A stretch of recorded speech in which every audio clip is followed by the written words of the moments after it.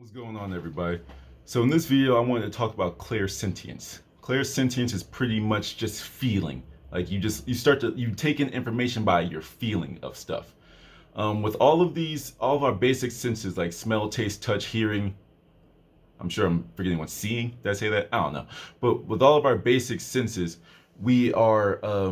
There is also the metaphysical, mental, spiritual equivalent of each one. All right. And all of these senses, everyone has. It's just all about, number one, are you aware of them? And number two, which one seems to help you the most in life? For me, it's clairsentience. In the past video, I talked about how I'm very empathic. That pretty much means like I feel your energy more. But when I'm in a crowd, I feel everyone's energy. I'm very sensitive to people's energy. Not like crybaby, like yeah, not that type of sensitive, but kind of like a fine-tuned instrument. That's just like, okay, you're only supposed to use this in a certain place, but don't take it out into a large crowd. I'm pretty much like that. So I just wanted to give a few examples of how I use my clairsentience in my daily life. Once again, I'm empathic, so I'm very good with one-on-one conversations. I tend to end up being my friend's therapist because I'm very open and sensitive to your energy. I can feel when something's wrong with you, especially if we have a good connection. Even if we're complete strangers, I can usually feel it a little bit better. But especially if we're close, I can feel it. And I'm better, like I said, I'm better with one-on-ones than crowds. Because for me, I like this exchange of energy. But like just like any therapist, I'm sure that you actually go through. Like my mom was a guidance counselor, so I was raised thinking like this and like wanting to help people and help people through their traumas and things like that. But when you start to talk to your people, this is like number two, where it's like I'm like a walking lie detector. Like it's kind of hard to lie to me, and I completely miss it. Now, of course, there's some things like I have to trust you. I gotta trust you at face value, but there's sometimes I feel it. But how do I feel it? Just like I can feel my friend's emotions, I can feel your pain, I can feel like there's something you want to talk about, but you're too scared. You think I might judge you if you tell me. I can feel the energy flow shift if you lie to me. For example, like think of a river, right? And let's just say the river's flowing, like this is like the energy that we're exchanging in our conversation. And if there's a big rock just placed, the water's gonna crash up against a rock. That's what it feels like to me. I'm like, okay, that was a lie, but either call them on it or keep it to myself, depending on the situation, of course. And then there's like a more subtle version where it's like you're kind of like you're talking over a point. So I'll just use one of these flashcards, right? So like let's just say like if this is the river, the same old river, but then it just feels like it was flat, but then it like rises up and you're trying to literally talk over something. You're trying to skip over something. That's how that's how the energy gets interpreted in my body. I feel like you're trying to talk over something. If I feel like you're completely omitting something, I literally feel like it's literally like behind my back, right side of my head. It just feels like emptiness. Like it feels like there's not even air there. It just feels like just complete nothingness. And I have this feeling that I'm missing something from what you just told me. I know I'm missing something or you're skipping something, but that's what it feels like. Literally like airheadedness. Like that's what I get. I have like a small list here. But then it's like, so therapist mode, lie detector, but then there's like, simple business decisions or like, deciding to hire somebody or, for example, for me, like speaking of hiring people, when I was doing my interview for my current job, I was able to feel like I could feel check marks being like, checked off like for the job description, like does this guy fit? And I was feeling check marks. I was feeling it.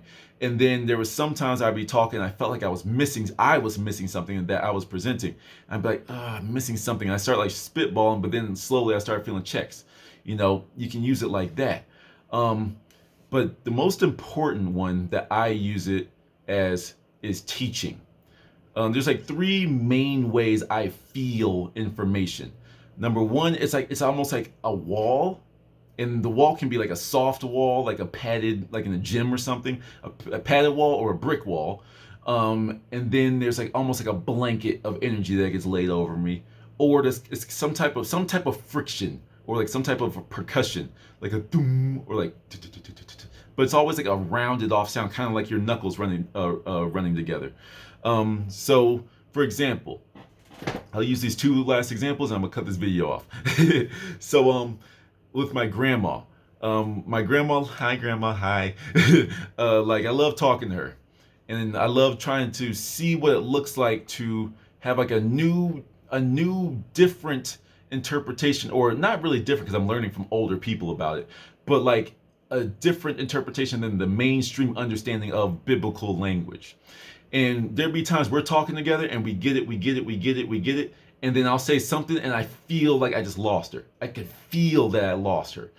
Or that she completely disagrees, one of the two. But my grandma's very respectful, so like she'd be like, well, as long as it makes sense to you. And like I'm like, all right, cool. I know you don't agree with me, but it's nice that we can have this dialogue. There needs to be more of that in the world. I disagree with how you see that Bible verse. I think it means this.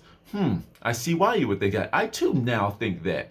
But people are just so stuck and they just have to stay there. But anyway, that's a whole nother discussion. but grandma's really good and open-minded. But she's like one of the ones I started to actually notice it the most with. Well, not the most, but first. That's why I noticed it first. You can feel the resistance and the energy. It was flowing because we were in agreement. But then when we hit something that our energy felt differently in each other's minds, that's when I felt that energy deviate. And that's how it feels to me. Then like with my friend Alex, who I talk about often, like we talk pretty much daily. So like he's very, like I said, very statistic, very material science. Everything has to be proven, everything needs to be charted, everything needs to be documented. So when I talk to him, I try my best to stay in that world, because the spiritual mumbo jumbo for him doesn't make any sense.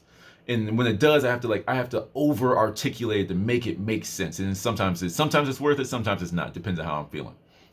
But when I talk to him, that's when I feel like the knuckles grinding, or like it's like the knuckles grinding, or like trying to keep I start to feel the tension that I'm losing him in our little debate. Whereas like when we could talk about mental and the physical, that's where we can match up. But when I get into my spiritual bag, that's where I start to lose him. And when I'm starting to feel that I'm losing like physical proof, mental ways to explain a concept to him, I start to feel the tension, or I start to feel like kind of like driving on uneven terrain. It's just like, and I feel that inside, but it's like a whole body feeling for me. And I know I'm losing him. And then I tested this one time, like when I was first starting to notice this dynamic that we had, I would start talking about my way off spiritual stuff, and it would just be like emptiness. It'd be a wall of empty. That's kind of like just a wall smacked me of emptiness. And I'd be like, yep. And then I started talking about like money and facts and graphs, and I felt the connection come back. So you can use this type of stuff anywhere. What's very important is you understand that we have all of these clair abilities, clair audience, clair smell. I don't know the right words. Clair's taste, clair, blah, blah, blah. It's just add clair into any sense. And that's the mental and spiritual version of each one. We have all of them. You just have to find the one that you connect with the most. And it could change in different periods of your life. One of the books I was reading in the very, very, very beginning of my spiritual journey was Psychic Abilities for Beginners, Awaken Your Intuitive Senses by Melanie Barnum. And it's going to be backwards in the camera, but it's like, this is pretty much what the book looks like. Is that coming backwards? That's backwards too. It doesn't matter, but you see it here, and I'll put the title in the description if you're interested. But this is a very good book, and it talks about each one, each sense in depth. But like it gives you a nice overview, and then it gives you exercises to build upon these senses. When you start to trust these senses, you get the feelings that you've ignored in the past, and it bit you in the butt. Or it said, don't talk to that person, and you talk to them anyway, and they ended up breaking your heart. You ignored that inner guidance, you ignored the senses, you ignored the energy that was coming in from that person. But you just simply weren't aware of that sense. You understand? And this is kind of like talking about the intuition stuff. Once you build that intuition, you start to trust these senses that you can't tell, or you can't see. You just have to sense all of these things, and you start to trust it more. And once you start to trust everything that is you, mind, body, spirit, all the information that your body is funneling for you to interpret, then you're going to be on the right track. So that's the book. Those are some examples. I hope this helped you. This was something I was just sitting at work, and I was just like, man, I need to record this when I go home. So that's pretty much it. I was really inspired to talk about this. All you empaths out there, learn to balance your energies. You have a gift.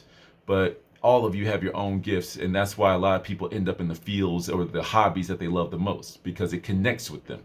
The smelling people, you're probably like a perfume smeller, you test that. Or even like wine, you can smell the different notes. Clair taste, you're a food critic.